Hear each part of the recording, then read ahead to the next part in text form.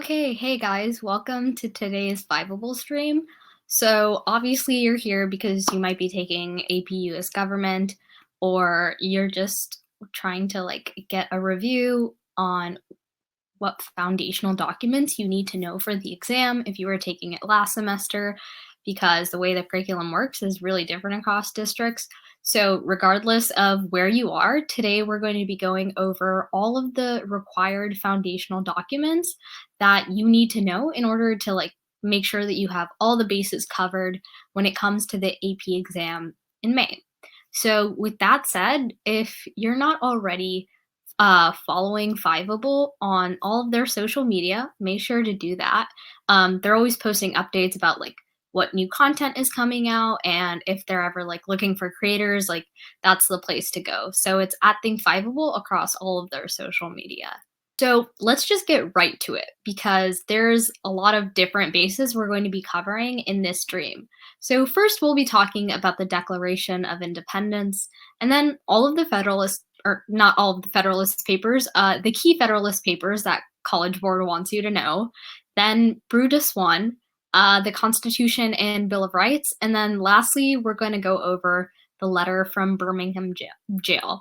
So remember, if you have any questions along the way, if you want me to go back and clarify something, I'm totally game to do that. That's exactly why I'm here. Just drop it in the chat box or click the Ask a Question button, and I'll make sure to get to it before the end of the stream. So yeah, let's get to it. So the first one we're going to be talking about is the Declaration of Independence. So we're not going to go into this sentence by sentence, because you've probably already heard of it in most of your history classes, but the Declaration of Independence, it was written by Thomas Jefferson, and it's pretty much just an explanation of why the 13 colonies decided to leave Great Britain, why they no longer wanted to be part of that colonial empire, right? And so it explains that Americans wanted these rights to life, liberty, and the pursuit of happiness.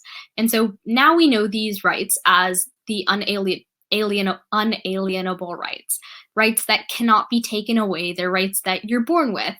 And if it sounds very familiar, it might be because you remember that it's based on Enlightenment thought.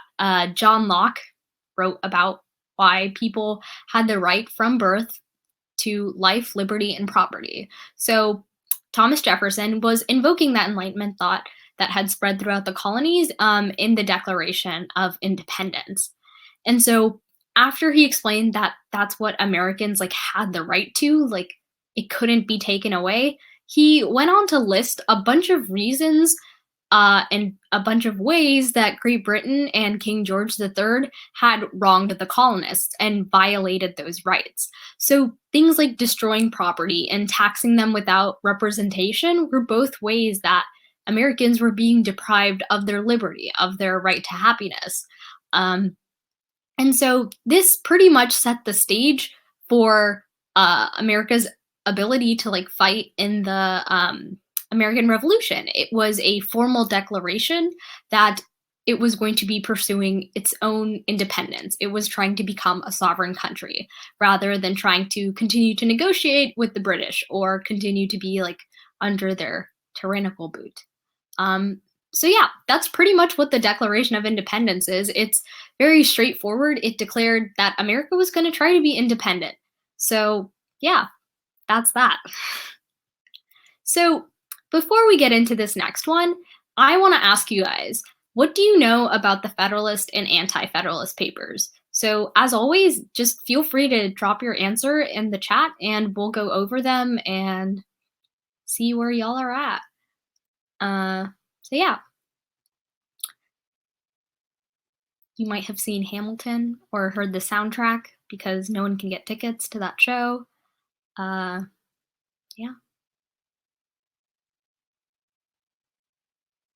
Okay, so it seems like no one knows absolutely anything about the Federalist Papers.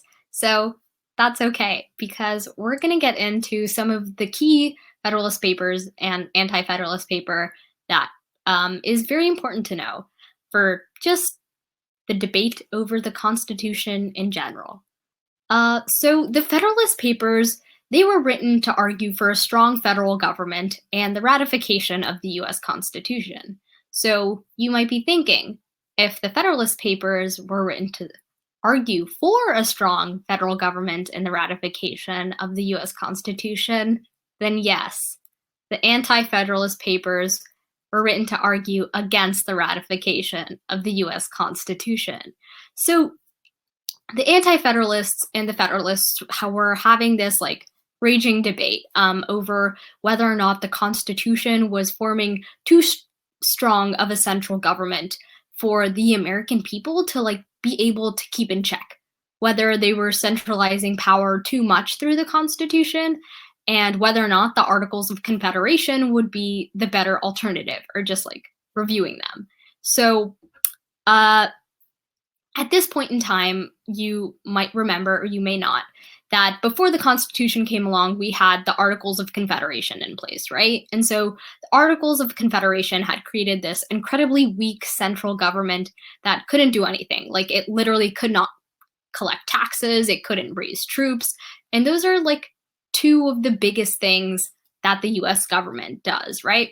So the fact that it wasn't able to do that was incredibly problematic. And the US government and like the people within the US government decided that it was time to fix that. And so that's why the Constitutional Convention happened, and that's where all of these debates came from. So now that we know that, another question: who wrote most of the Federalist Papers? Honestly, I may have included this question because of the Hamilton musical, and Valentina gets it right. It was Hamilton. So Hamilton wrote most of the Federalist Papers, and you don't need to know that for the exam, honestly. Just fun fact. So now let's like get into the Federalist Papers. So the first one we're going to be talking about is Federalist 10. So what Federalist 10 is actually titled is called "The Utility of the Union as a Safeguard Against Domestic Faction and Insurrection." But you can pretty much just remember that like your tagline for Federalist 10 should be like, "Factions are bad, representative democracy is good."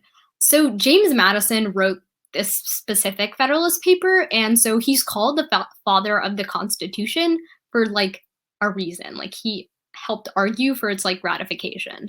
And so just for some context, a faction is just a group of people. Like, you can be talking about political parties, you can just be talking like about a group of people who like really like otters for some reason. It doesn't matter if they're a majority or a minority, it's just a group of people. And so James Madison in Federalist 10 talks about how factions are inherent to human nature. It's completely normal for people to like divide themselves out. And okay, so it looks like we have a question. After you're done with the Federalist Papers, are the Articles of Confederation part of the foundational documents? So actually, no, the Articles of Confederation aren't part of the foundational documents. Or while they are part of like the foundation of America and they are a document, they're not part of things that you're required to know, like pretty much in depth for the exam. So yeah, hope that answers that question. Okay, so let's get back to it. So it's completely normal that people like self-identify based on like class or occupation. Like, they have like, in that time they had like guilds for like silversmiths, I'm sure. And so people like gather there and talk about whatever was happening in the silversmithery world. And so all of that stuff is completely normal. Like, people want to identify with people that they have similarities with. So James Madison doesn't say that this is like inherently a horrible thing, but he does realize that factions are brought together by like some common impulse that's incredibly passionate, in some cases would be adverse to the rights of other citizens, right? And so it would mean that they might try to take away other people's rights. And so he was really worried about political and violence and instability. And so because America was so small, it wouldn't take as much people as it would take like now to like cause a lot of trouble for the government. And so that would be bad because people would feel like they couldn't actually trust the government. They couldn't trust the federal government to like keep order. And so it would be really easy to just be like, the reason why we have all of these issues is because the federal government can't do anything. So he didn't want that to happen, obviously, because it would be an incredibly problematic thing for a government to be seen as like ineffective and problematic. And so before we move on, do you guys think that we have any factions today? So, as always, remember, you want to answer this in the chat box. Okay, so Valentina and Quinn both agree. The answer is yes. We have a bunch of kinds of factions. Everything from like political parties, like Democrats, Republicans, Libertarians, to like smaller factions of like people gathered across the country. The point is, Madison was right. Factions are like normal to have. And so at first it seems like he's going to be like, there's absolutely no solution. Talks about you can't stop factions without violating people's liberties, because if you take away their liberties, then what's the point of like having built this country on making sure that no one is deprived of their liberties, right? Or you could make sure that everyone has the exact same opinions. And that would, at the end of the day, just be another violation of liberty, right? Because we have the right to free speech, and that's something that they wanted to preserve. So Madison says that destroying liberty would be a cure worse than the disease itself, because it would be completely counter to what they had worked for, right? Like that's what the revolution was about. It was about making sure that people would have a government that wasn't taking away and depriving their rights. So it seems that we're at an impasse, right? But then Madison comes up with a solution, or he proposes a solution. So he said that we should have a representative and not a popular government. So now we know that as the House of Representatives, right? Because direct democracies, he explains, are characterized by whoever is in the majority dominating the wishes of the minority, right? And so that becomes incredibly problematic because at the end of the day, you wouldn't be actually able to make sure that minority rights weren't like taken away. And so in this context, minority doesn't necessarily mean race. It just means whoever has the minority opinion. So that's obviously something that would be problematic, right? Because we don't want any one group dominating another, which is ironic, but you know, because contexts. But anyways, so he says that representative democracy is a good solution because factional passion would like balance out. It's less likely that all of that passion would spread from one state to another. Like if New York wants to like make sure that they have a lack of like no tariffs, so they wouldn't have to like have their like goods be tariffed in other countries in retaliation because they're an industrial like area, and the South does want tariffs because they want to be like protected for some reason. They're going to have normal disagreements. So those sectional leaders will be able to like check factional passion, and so it's less likely that the entire country will decide to like revolt, or the majority of people that have one opinion will just decide that they're going to overthrow the government. So that's why representative democracy ended up being an incredibly good solution. And so on top of that, we're going to talk a little bit more about federalism, is because representatives would be representing all of the interests of like the people that had elected them, right? They could be elected out of office if people decided that they weren't actually accurately representing them in the way that they had chose. And they would have to be elected on feasible platforms, right? And because saying that every single person is going to get like 10,000 acres of farmland when America did not have that much farmland isn't a feasible platform, and people would realize that and just not elect that person. And so because a large republic had so many different competing interests, there would be less factionalism at the end of the day. And it would also make it harder to corrupt people because it's like much harder to bribe people when we have a large republic, right? And so that's what is said in Federalist 10. So question for all of you. What is the impact that Federalist 10 has on America today? Or what is the impact that it had on America then? And so, once again, this is an answer for the chat.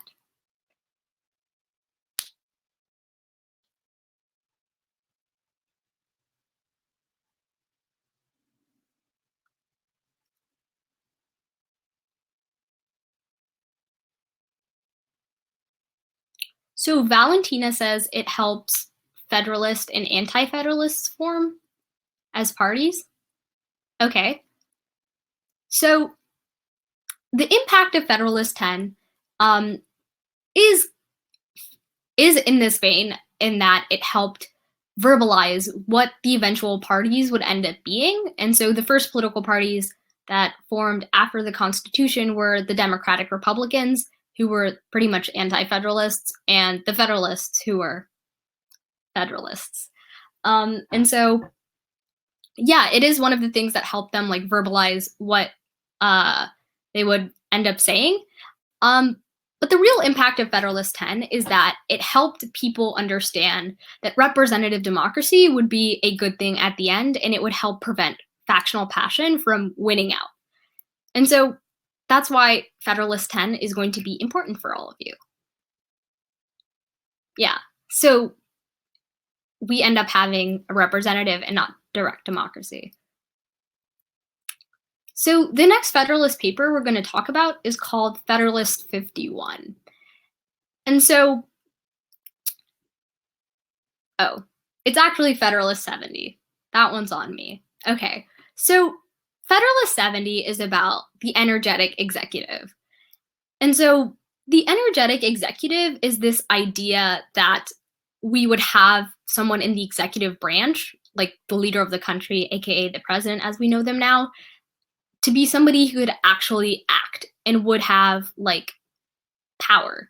And so some people felt that a council of 3 executives would be the best course of action, right? Because if they had 3 people making a decision, then it would be less likely that one person would feel greedy and have all of that power and just like take it all and take over.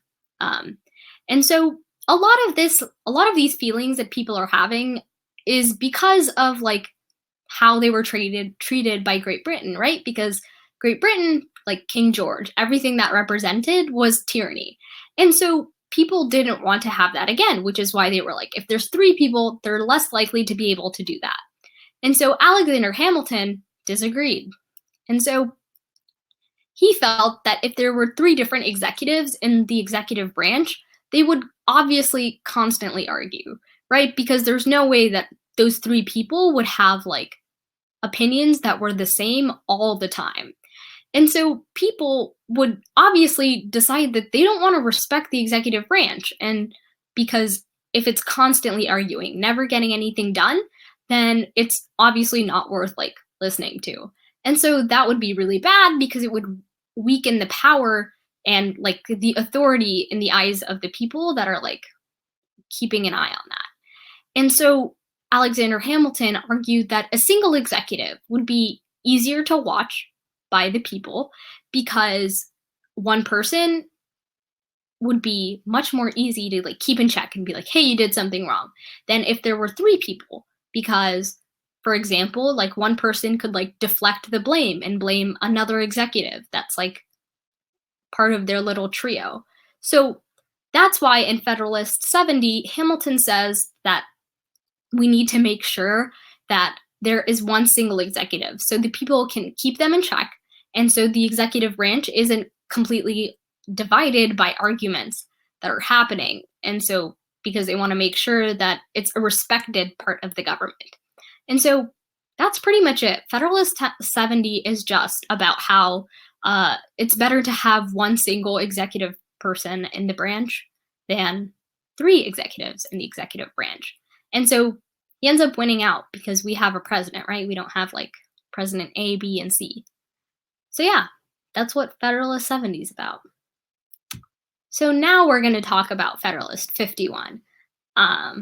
I know you guys were so sad when we didn't get to talk about it a couple of slides ago. But anyways, so Federalist 51 is about checks and balances. And so the actual title is "The structure of the government must furnish the proper checks and balances between different departments." So obviously, James Madison was completely understanding of the fact that people don't want to read the entire article. So he just titled the article, "What You Need to Take Away from It." So James Madison wanted to make sure that the branches of government were independent. And so because it was important that none of the power was like concentrated in a single federal branch, it was once again a callback to the fact that a tyrannical government had for a long time like oppressed these colonists. And so they wanted to make sure that no one person could just take over and like repeat that regime. And so it also wasn't like the Articles of Confederation, where the federal government had absolutely no power. Um, he wanted to make sure that the federal government had enough power to actually do things, but also that the different branches of government had the ability to place a check on the other departments and make sure that they didn't act out of line.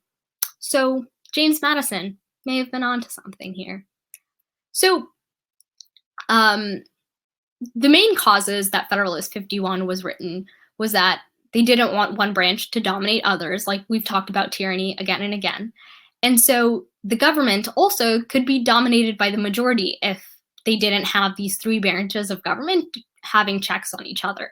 So James Madison thought it was really important to protect minority opinions, right? Because if you've ever like had a class debate, for example, as I know some people do in English or something, like you've probably had the situation where your teacher's like, if you agree with the statement that chocolate is the best dessert, go on the right side of the room. And if you disagree, go on the left side.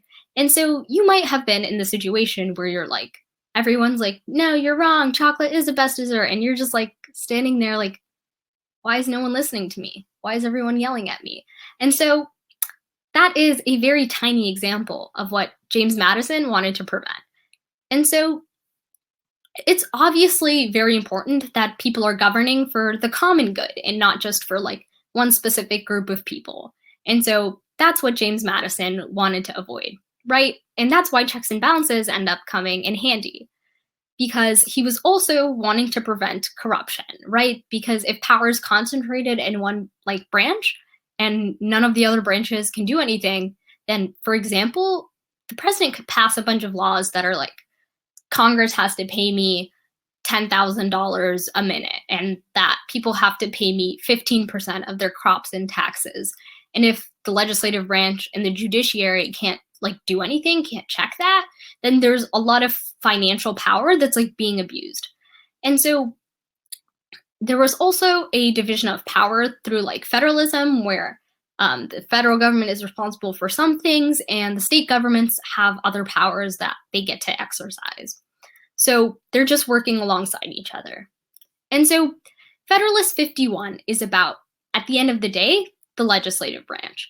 It says that the legislative branch is the true voice of the people because there's elected office holders and they're made up by like little pockets of areas like congressional districts that people are like choosing to represent.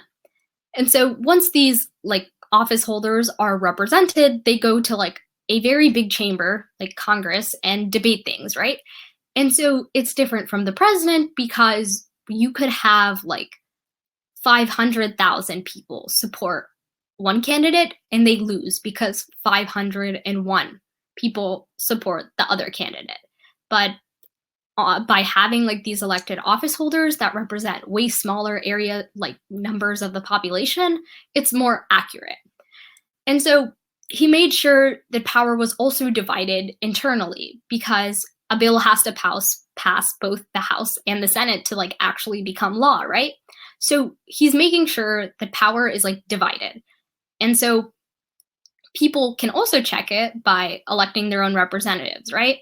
And so the legislative branch and Federalist 51 is all about making sure that there isn't one single branch that becomes too powerful.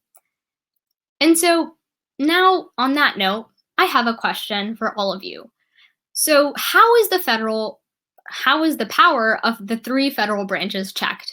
A, we elect every single person that works for the federal government. B, checks and balances. Or C, the Supreme Court flips a coin to decide which federal branch gets the most power. So you can just throw the answer out in the chat.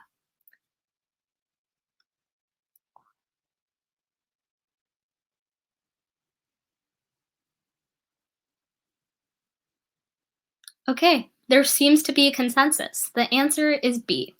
Yeah. If the Supreme Court was flipping a coin about which federal branch would be getting the most power, that would be a very, very bad situation.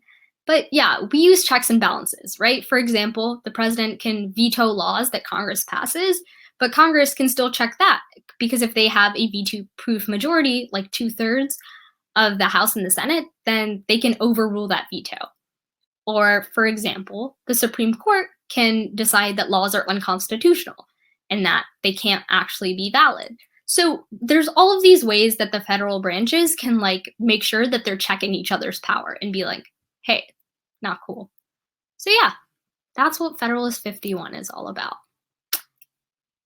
So now that we've gone over some of the Federalist Papers, what do you guys think some of the arguments that Anti-Federalists could employ? Because remember, the Anti-Federalists were all about having a not strong federal government. They didn't want centralized power, right?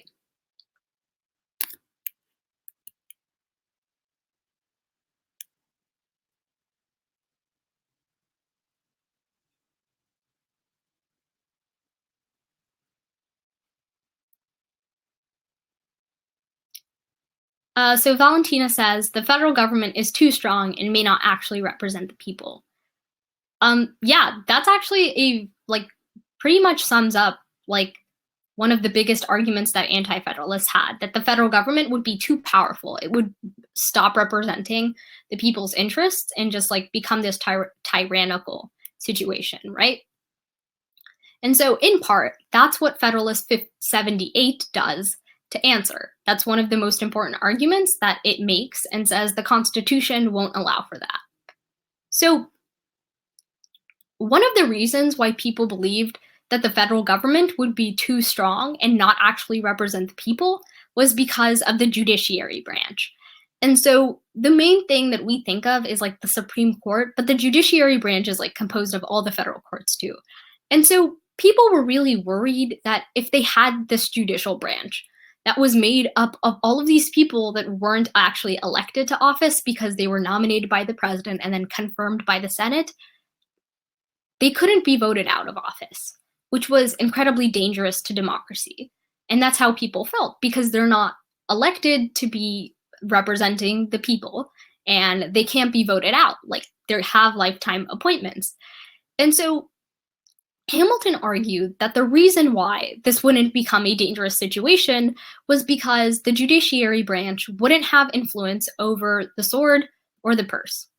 And so the sword and the purse are references to Congress and the president. So Congress has power of the purse, right? It gets to determine the federal budget. It can take away funding from certain programs and it can allocate funding to them. So that's what power of the purse means. And then the power of the sword is pretty much the president or the executive branch. It's things like the military and the ability to enforce laws. That's the executive branch's job. And because the judicial branch has none of that, Hamilton said that people shouldn't be too worried about the federal government, specifically the judiciary branch, becoming a dangerous thing for the people. Because Congress and the president could literally just ignore Supreme Court rulings. They don't have to follow them. Constitutionally, that would be helpful because they're reviewing whether or not a law follows the Constitution, right? But they could just decide not to. That is a situation that could happen. And that's what Hamilton was saying. If everyone felt that a Supreme Court ruling was invalid, they could ignore it, or could also choose to amend the Constitution. So the judiciary branch could never become this horrible, tyrannical branch of government. And so he also said that judicial review was important because it would make sure that Congress doesn't overstep its power. And so because courts would be checking laws to make sure that the Congress isn't violating the Constitution, the legislative branch would have this check in place, right? So if the Supreme Court or the courts were like, hey, this law is unconstitutional, and the Congress is like, we're just going to ignore that you said that, people could see that and be like, hey, we don't like that, and vote those people out. So now that we know what Federalist 78 was about, and the fact that it said that the judiciary branch wouldn't become too powerful, and it was important to make sure that laws were being reviewed, let's take a look at Brutus 1. So for some context, Brutus 1 is the only anti-federalist paper that you need to know for the exam, right? And in comparison to the Federalist Papers, which there were 51 written by Hamilton, there's not as many anti-federalist papers, and this is pretty much the most important one. And so it said that the Constitution would turn this League of Friendship that the 13 states had into 13 states under a federal government. So the way that states were operating under the Articles of Confederation was that they were pretty much like a bunch of separate states that were just they had this big treaty that they were part of one federal government. But the Constitution would change that, and it would give the federal government ultimate authority. And so the people who were part of the anti-federalist group, they preferred this confederation of states where the federal government had very specific, very defined powers. And if they wanted to, they could coordinate different things as states, and coordination would be completely up to them. And so they didn't want a government where the federal government had all of the last authority, because they believed that this republic would lead to, once again, tyranny. And that's what everyone wants to prevent. And so they argued that the Constitution gave way too much power to the federal government. And so two of the biggest arguments that Brutus 1 cites is, okay, did Brutus like the Articles of Confederation, or did they still believe in revising them, just not as much? Okay, first of all, I should clarify, Brutus is a pen name, which was called Brutus 1. That's not very pertinent to that answer, but Brutus said that the Articles of Confederation was better and that they should still revise them because they felt that the Constitution was way too far, because the Constitution was this completely separate document that had come because the 13 states had gathered and they were like, we're going to revise the Articles of Confederation to make the federal government more powerful. And then they end up writing the Constitution. And so it's not even the Articles of Confederation amended, it's a completely separate document. So Brutus was like, it's way too much power. So they wanted to just revise the Articles of Confederation. I hope that clarifies. So yeah. Okay. So two of the constitutional clauses that they cited were the Necessary and Proper Clause, aka the Elastic Clause, and the Supremacy Clause. So the Necessary and Proper Clause is oftentimes called the Elastic Clause because it says that the federal government can make any necessary laws that it has to carry out its duties. So it's very elastic, it's flexible. If the federal government can make any necessary laws to make sure that it can do its job, there's a lot of different things that could constitute necessary. And so Brutus thought that this language was way too vague and it could be used to abuse power. And so the Supremacy Clause, the reason why the authors of Brutus 1 and Anti-Federalists in general didn't like it was because it said that states wouldn't have the power to disagree with the federal government, because if federal law supersedes state law, then states can't do anything to be like, hey, we don't like that. They really don't have that autonomy at the end of the day, because federal laws could just stop states in their tracks from doing what they want to do. So that's how it argued that federal power would be detrimental, because it would take away a lot of the autonomy, a lot of the sovereignty that states had, and allow the federal government to take a larger role within American life. And so that's how, once again, we get back to tyranny.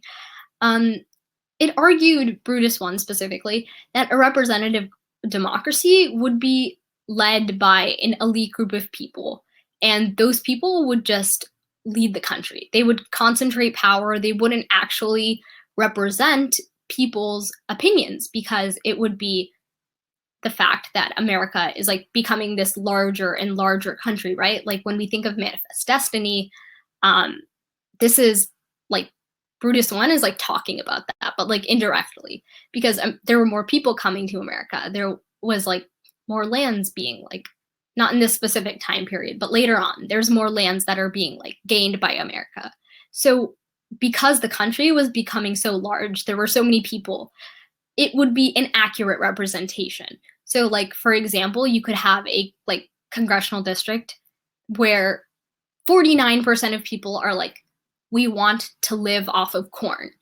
And then 51% of people are we don't want to live solely off of corn.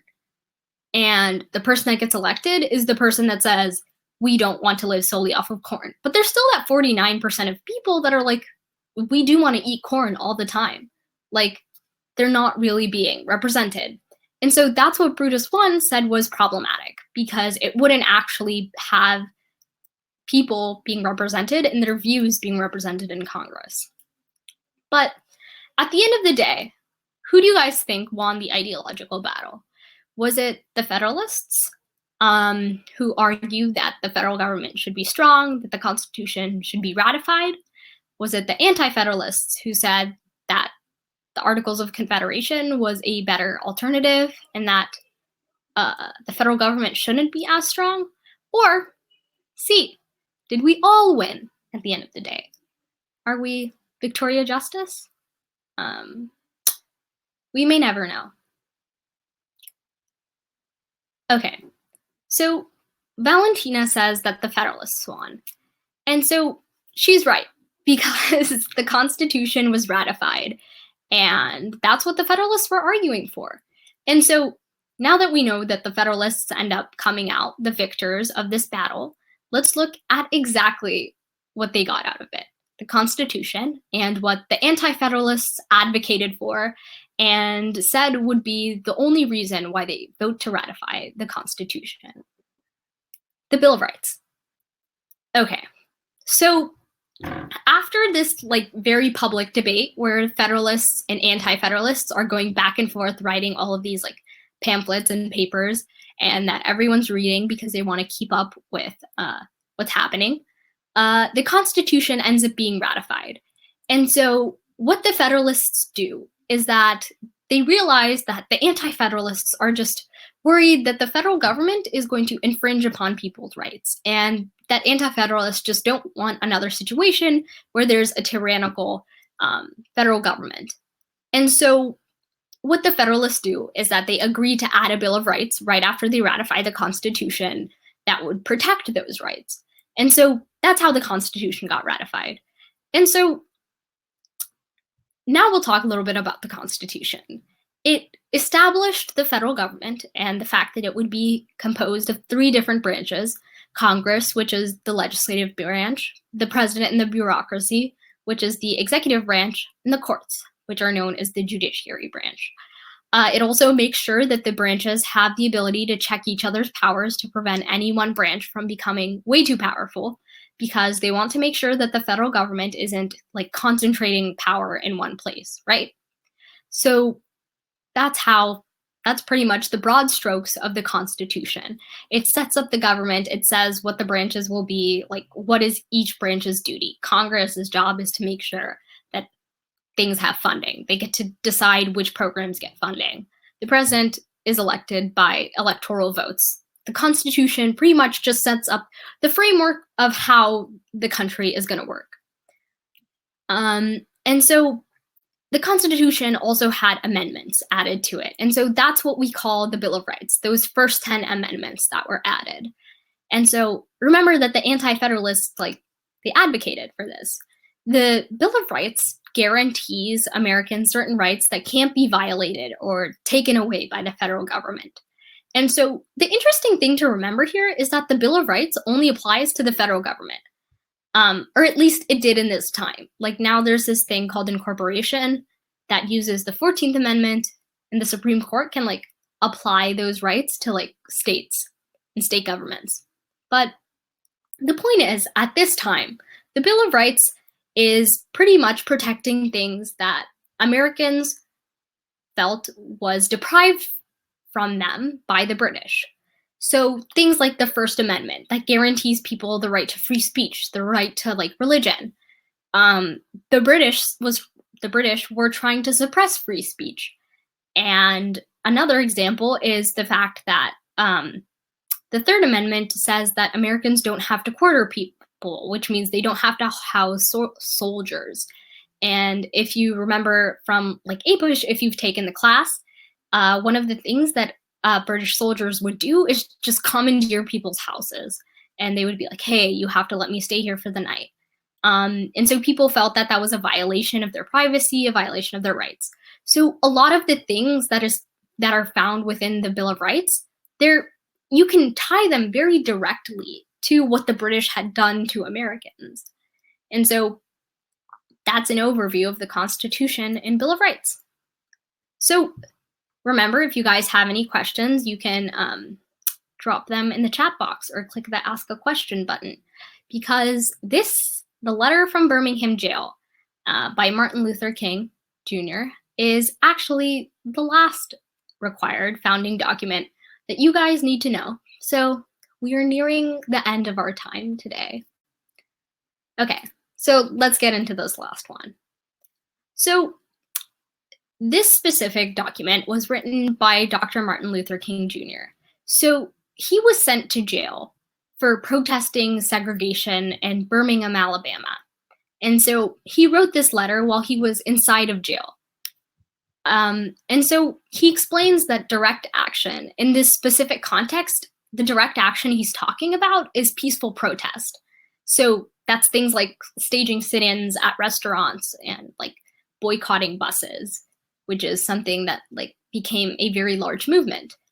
He said that those things were necessary to force white people to confront the fact that racism and segregation existed and that they were problems. And that once people were doing these things publicly and peacefully, there would be an opportunity to talk about it. Why are people doing these things? How can the wrongs that have been committed be corrected? And so he explains that the civil disobedience is a patriotic response to the fact that these segregation laws are unjust. And so he says that breaking these laws is not something that should be considered wrong, because these laws are unjust and are perpetrating injustices themselves. And so to make sure that the government corrected them is actually patriotic at the end of the day, because you're making sure that your government is held accountable, and that's exactly what Americans should be doing. So he advocated to make sure that people were doing this direct action peacefully. And so he also says in the letter from Birmingham Jail that he's disappointed by white moderates. And so this is one of the most famous things that people talk about when they reference the letter from Birmingham Jail. But the reason why he says this is because he says these white moderates are more detrimental to the cause of equality than the KKK. And so if you don't know what the KKK is, just for some context, it was this group of white supremacists that terrorized people, and they would lynch people who were of color, specifically African Americans. And so they were pro-segregation, and they didn't want these things to change because they felt that white people were superior. And so Martin Luther King said that they were worse than white moderates were worse than that because they just let this injustice like continue and they didn't do anything to correct it. And so in that same vein, he criticizes like the leadership of churches, specifically like the white leadership, because they're just upholding the status quo rather than like advocating for equality and for justice as the church had once been known for. And so the last thing he says, as he lays out all of these things that people should be doing and the wrongs that people are committing, is that he feels that African Americans will achieve equality. Their fight for desegregation and to make sure that they're held equal in the law will be successful at the end of the day. And so he ends on like that positive note. And so the things that you guys should take away from this stream is the fact that the Federalists, at the end of the day, they were successful in convincing the country that a strong federal government would, at the end of the day, be a good thing, and that people could control it. And that the Articles of Confederation set the stage for that stronger federal government because as it existed, it created a very ineffective government in the first place.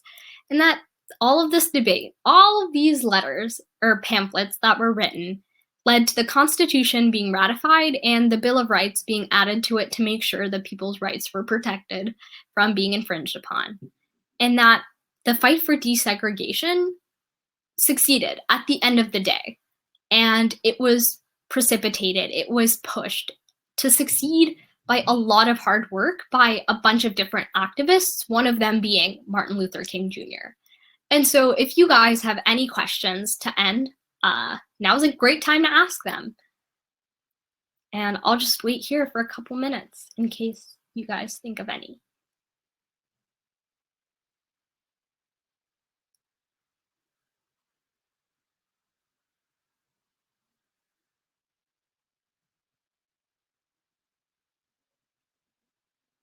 Okay, so it looks like you guys don't have any questions. Oh, actually, there is a question. Okay. So Valentina asks, what documents besides these do you recommend for us to know for the exam? Okay, let me think about that one.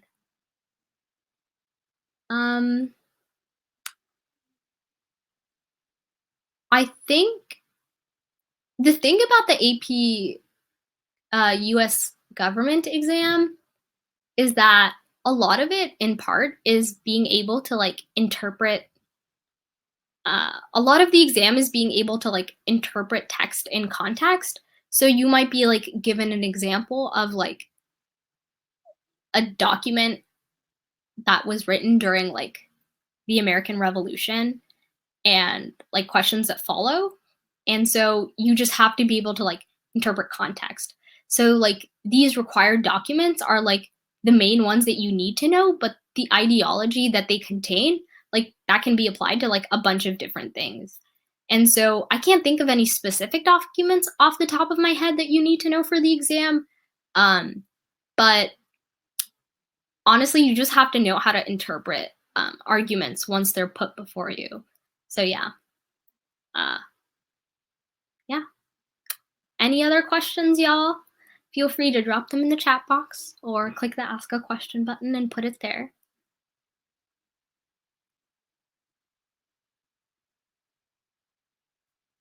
Okay, y'all. It seems like there's no more questions. So my name is Fatma. Thank you so much for joining us for this stream today. I hope you guys gained a very comprehensive knowledge of what foundational documents you need to know for the exam in May. And I hope everyone has a great night. Thank you. Bye, y'all.